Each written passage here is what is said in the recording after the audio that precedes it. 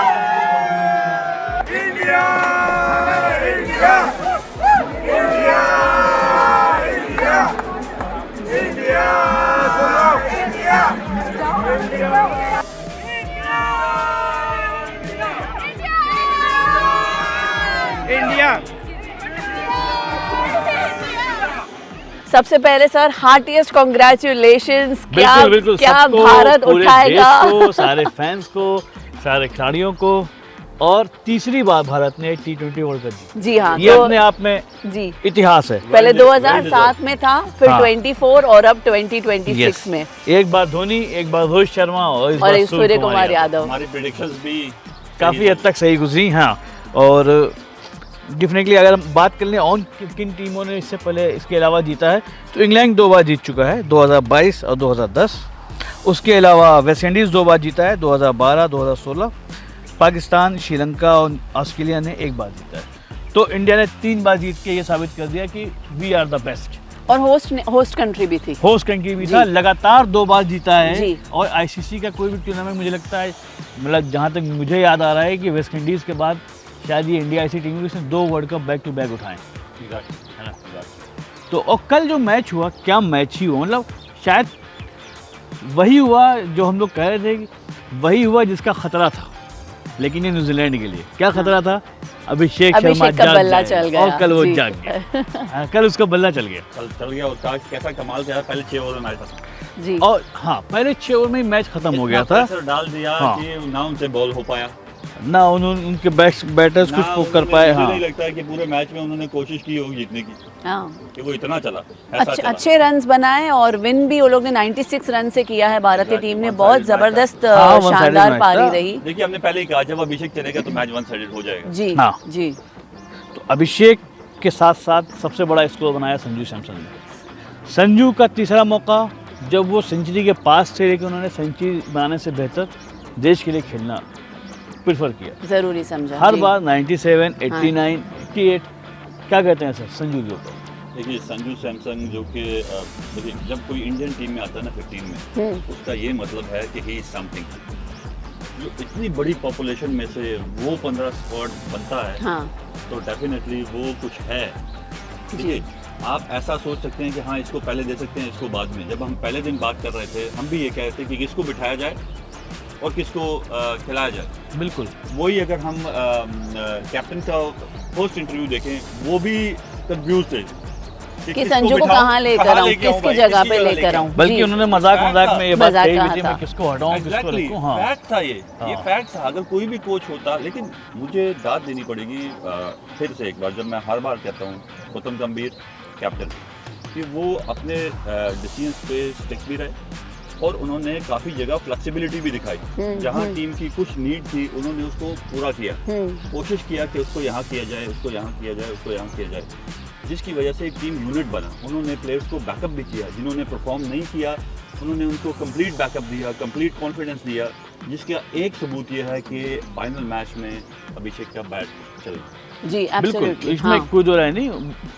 संजू के आने से क्या हुआ कि अभिषेक को एक ब्रीथिंग स्पेस मिल गया, Exactly, एक गुंजाइश हाँ, है कि हाँ। संजू तो एक तरफ से खेल ही रहे हैं ना, अब हम मार सकते हैं। वो मारने की कोशिश कर रहे थे, हर बार गेंद हाँ। बाउंड्री के पास नहीं जा पा रही थी।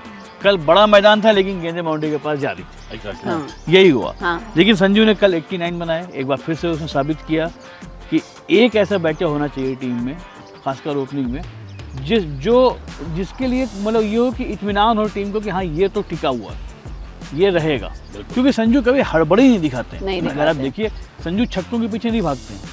संजू के जो शॉट्स होती हैं एक प्रॉपर पावर पंच होता है गेंद के देखिए ऊपर। उनका स्कोरिंग ऑप्शन डिफरेंट टाइप है, बिल्कुल ठीक है।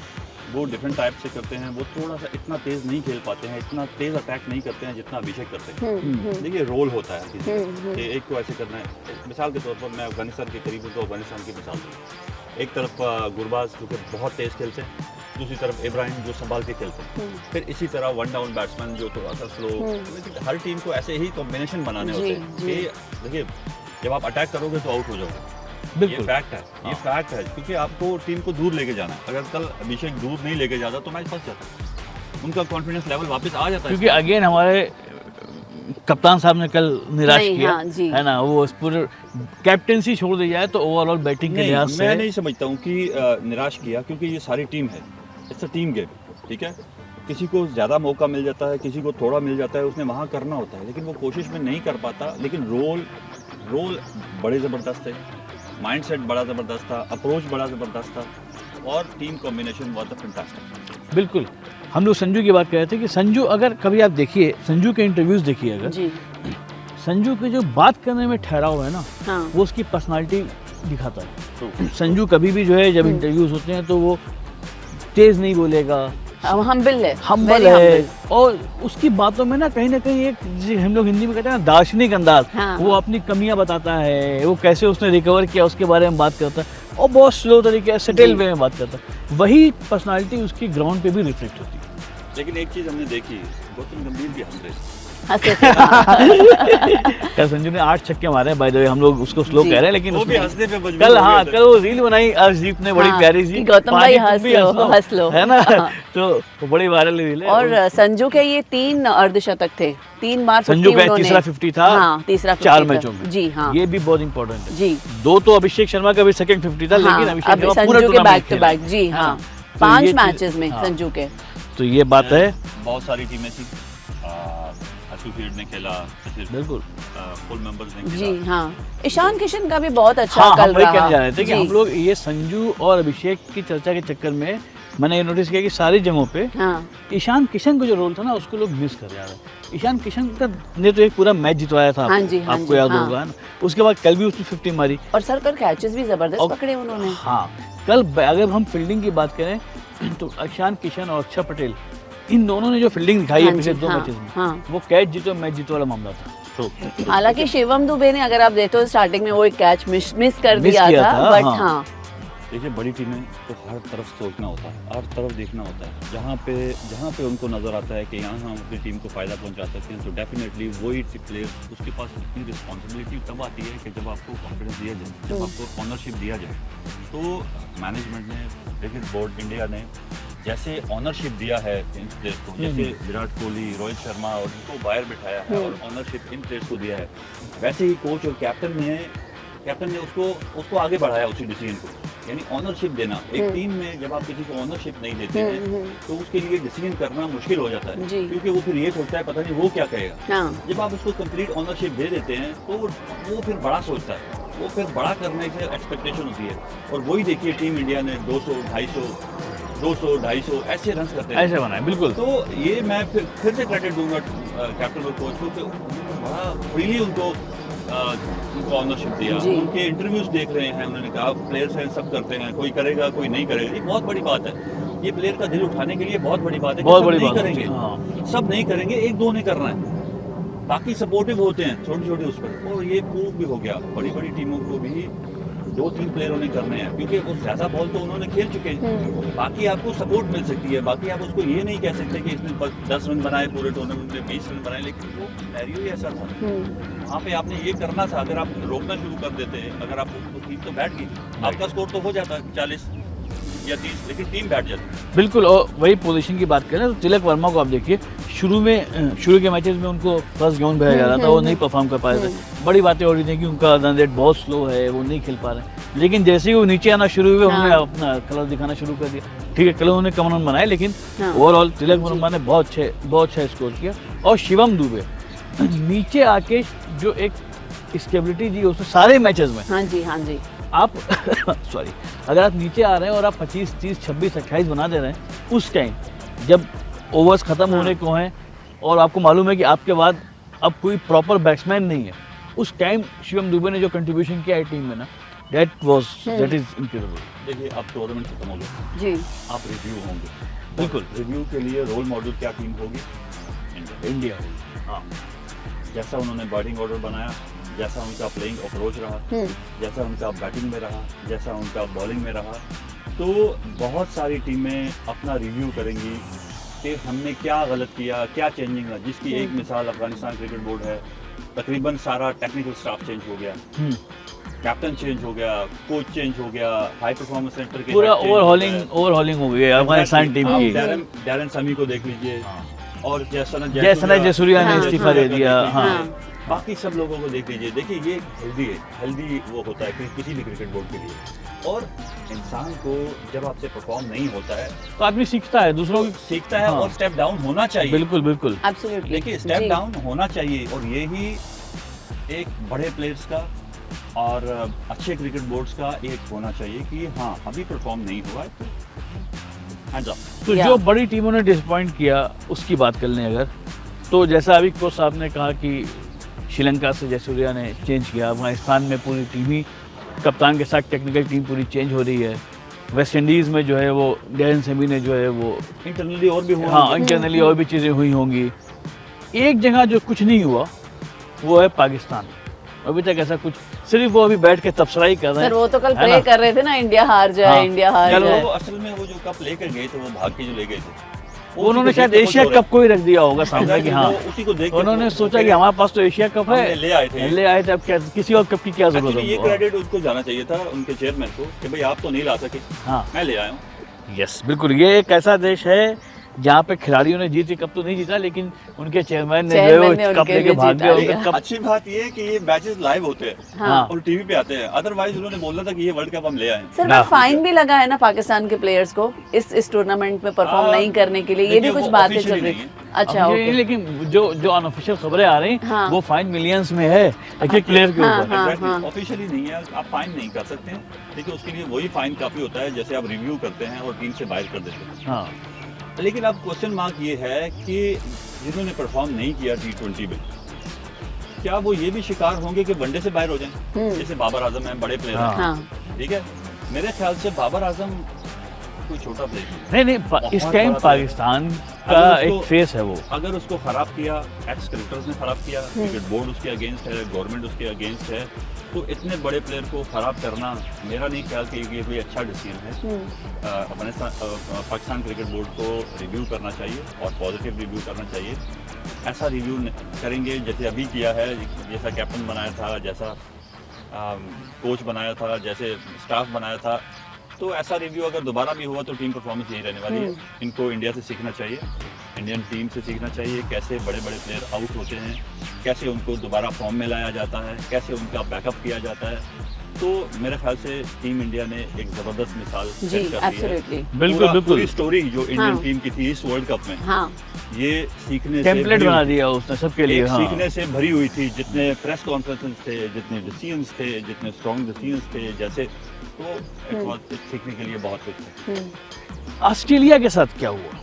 सबकी फेवरेट थी, सबने उसको टॉप 4 में रखा हुआ था। उस देखिए, टीम के साथ क्या हुआ? मेरे ख्याल से ऑस्ट्रेलिया ने कोई बुरी क्रिकेट इस लिहाज से हम कहेंगे, इस सेंस में कहेंगे कि वो जीत नहीं पाए, लेकिन अप्रोच उनका भी अटैकिंग था जैसे इंडिया का था। मुझे लगता है जो पहला मैच वो हारे ना, हाँ हाँ वहीं से जो है एक Momentum साइकोलॉजिकल खराब प्रेशर हो बन गया, मोमेंटम खराब हो गया। हाँ, लेकिन वो अटैकिंग टीम है, और वो हारे भी जिम्बाब्वे से थे, जिम्बाब्वे से। तो Exactly. वो हाँ वो अटैकिंग टीम है, वो भी इंडिया की तरह ही सेम टीम है। हाँ, वो बिल्कुल। अलग बात है कि वो अपना अटैकिंग करके हार गए मैच, लेकिन अप्रोच उनका ही ऐसा ही था जैसे टीम इंडिया का। हाँ उनको तेज खेलना था, अटैक करना था हर टीम में, क्योंकि T20 क्रिकेट बहुत बड़ी टीम है आप, हाँ। तो अटैक करके आप किसी टीम को भी दबा सकते हैं। तो अटैक करते करते कभी कभी ऐसा हो जाता है कि आप एक ऐसा मैच हारते हैं जिसकी वजह से आप वर्ल्ड कप से ही बाहर हो जाते हैं। जी तो वो मैच, उसमें उनका किस्मत ने काम नहीं किया जी, जिम्बाब्वे वाले मैच जी। में, और वो इवेंट से आउट हो गए। अदरवाइज मैं फिर भी कहूँगा हाँ। Australia is not a bad team, world number 2 team है जी।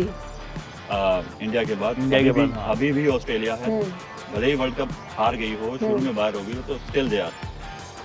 बात करते हैं साउथ अफ्रीका की।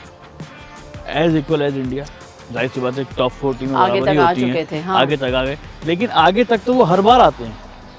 क्या प्रॉब्लम क्या होता है? चोक हो रहा है? मतलब उनको चोकर का तगमा ऐसे हाँ। नहीं दिया गया है, कुछ तो है वजह जो चोक हो रहा है।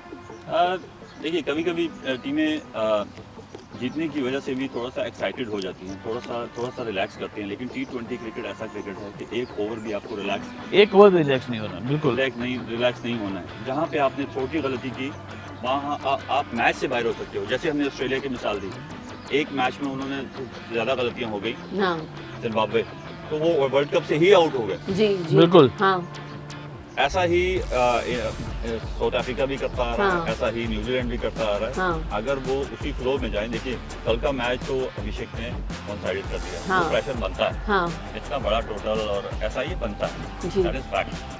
ये उसमें न्यूजीलैंड कुछ हाँ, नहीं कर सकता। 200 प्लस का स्कोर अपने आप में एक पहाड़ है, अगर देखा जाए तो बहुत अभिषेक कम को अचीव जो- हुआ है अभिषेक ऐसा। ने जो शॉट्स मारे या संजू ने संजू ने जो हाँ। शॉट्स मारे, देखिए वो कोई बैट बॉल्स पे नहीं मारे, जी जी उन्होंने बैट बॉल, उनके पास स्किल्स का लेवल इतना जबरदस्त था।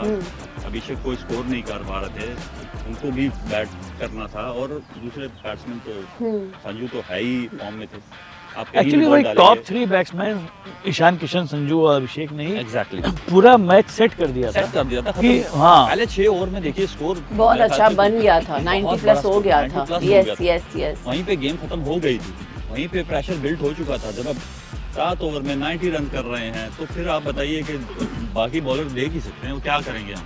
सर ओवरऑल T20 मैच में एक्चुअली जो इंडिया हारी थी मैच अगेंस्ट साउथ अफ्रीका, वो हार भी बहुत ज़रूरी थी। कल मैं कोई आर्टिकल भी पढ़ रही थी, उसके बाद थोड़ा इंडिया जाग गई कि हम क्या कर रहे हैं। इस पे आपकी क्या राय है? देखिए बिल्कुल मैं ये समझता हूँ कि काफ़ी चीज़ों से सीखते हैं, लेकिन इंडिया ने वही अटैकिंग क्रिकेट को और तेज किया। हाँ। जब वो साउथ अफ्रीका से हारे, उन्होंने भी अटैक किया ऑस्ट्रेलिया की तरह। ठीक है? तो अटैकिंग में ये होता है ऐसा कि कभी कभी आप रह जाते हैं, आप रह जाते हैं। जी। लेकिन अच्छी बात ये थी, जैसे हमने पहले अच्छी कहा, बात ये थी कि इंडिया साउथ अफ्रीका से हारा, जिम्बाब्वे से नहीं हारा। पहली बात तो ये अच्छी बात थी Absolutely. ना। और एक ये अच्छा बात था कि देखो टीम इंडिया को हारने के बाद प्रेशर नहीं लिया उन्होंने अपना अटैकिंग कंटिन्यू किया। कंटिन्यू बिल्कुल, किया। बिल्कुल, जी हाँ। उसके जी। बाद भी उसको कंटिन्यू किया। सोशल मीडिया का लोगों का प्रेशर, इसको नहीं आने दिया अपने पास। उसी से गए, हारते हैं तो हारे। देखिए हाँ। बहुत बड़ी ओनरशिप होती है। अगर यहाँ गौतम गंभीर और कैप्टन हार जाते हैं, देखिए याद है एक मैच पे क्या हुआ, लोगों ने बिल्कुल। क्या किया।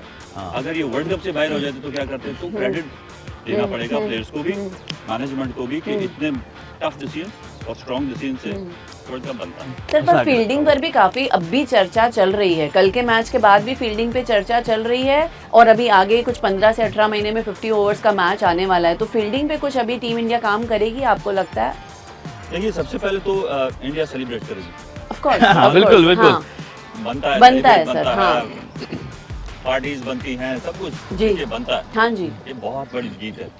तो उसके बाद अगेन मैनेजमेंट है। देखिए मैनेजमेंट के बाद और स्ट्रेंथ आ गई है, हाँ, और बड़े डिसीजन करने की लेने के स्ट्रेंथ आ गई पोजीशन में होंगे। हाँ। ठीक है, वो लेने के पोजीशन में आ गए हैं। तो यहाँ पे टीम इंडिया को ऐसे ही डिसीजन करने हैं, टीम इंडिया की मैनेजमेंट को, जो करती आएंगे।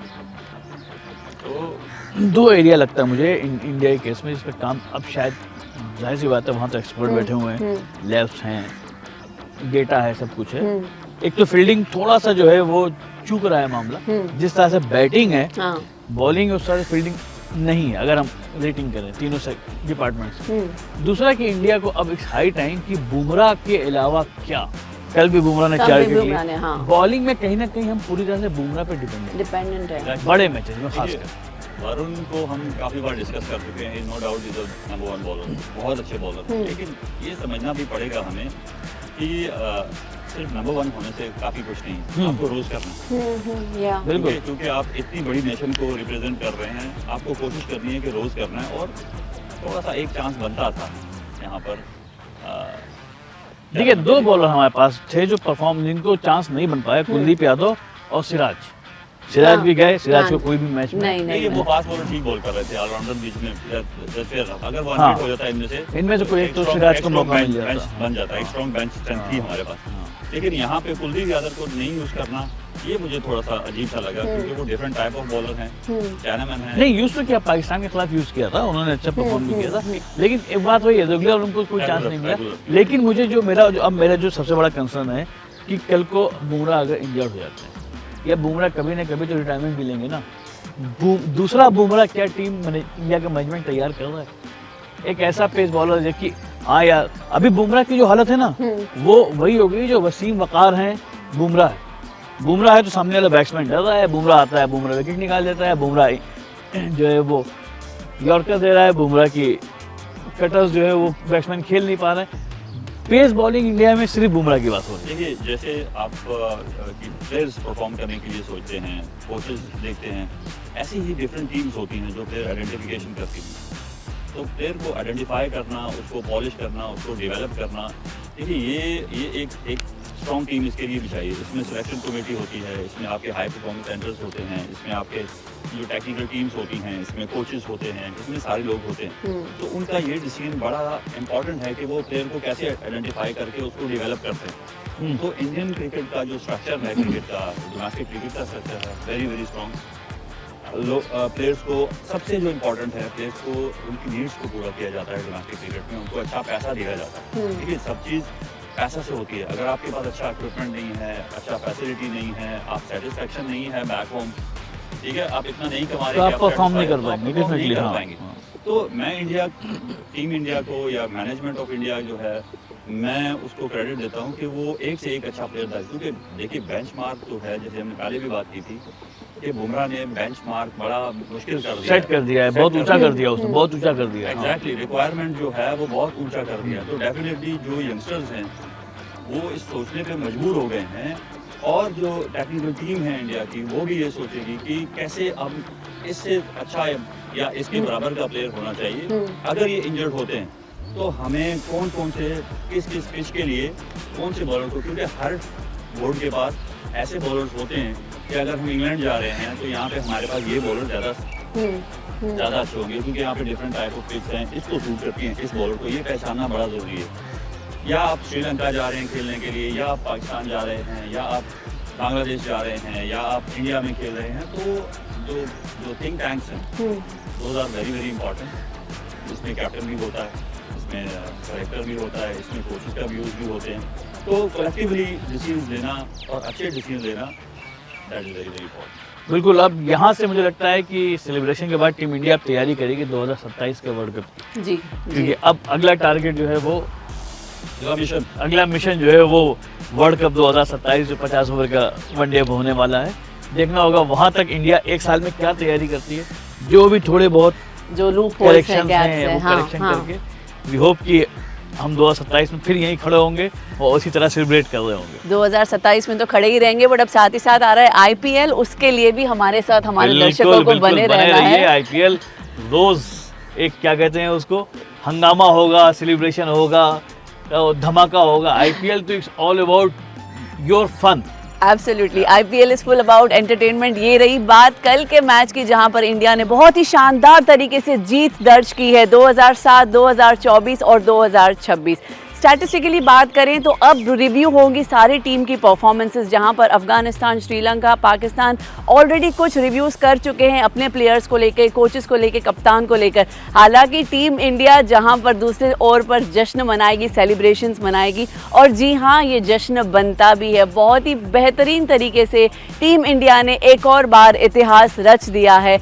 इसी के साथ वर्ल्ड कप 2026 की समाप्ति बहुत ही बेहतरीन तरीके से हुई है, बहुत शानदार तरीके से टीम इंडिया ने जीत दर्ज कर ली है। अब हम चलेंगे आईपीएल की तरफ, जी हाँ, जो शुरू होने वाला है 28 मार्च से।